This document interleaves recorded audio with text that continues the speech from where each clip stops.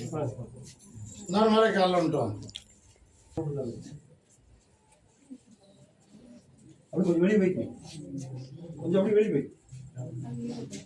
அதானே குழந்தை வரம் கேட்டு தான் வந்திருக்கேன். அப்படி அதான் பார்த்துட்டு கொஞ்சம் அப்படி வெளியே நின்று இன்னொரு மாதிரி காலைல வந்துட்டோம்.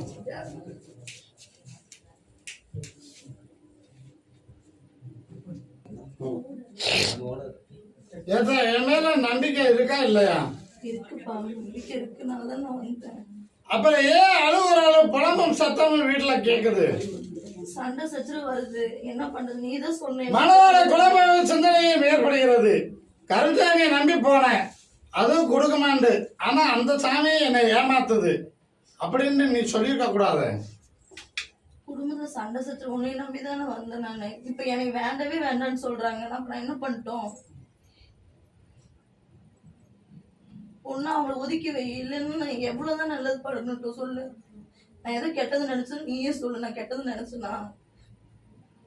இப்ப நடக்கிற சூழலுக்கு குழப்பத்தை அது நினைத்து கவலைப்படாத, புரியுதா? நீ உனக்கு குறை என்று நினைப்பதை நான் நிவர்த்தி பண்ணித்தாரு, புரியுதா? இதுல இரண்டாவது பௌர்ணமி மூன்றாவது பௌர்ணமி இருக்கையில குழந்தை சரளமாகும். நான் கொடுக்குற முத்தை ஏத்துக்கலாம்ல? கால் ஒன்றா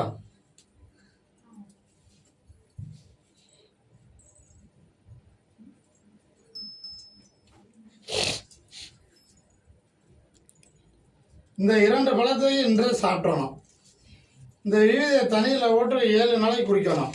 மீதி எல்லோரும் பூசிக்கிறலாம், ஜெயமாகும். சரியா?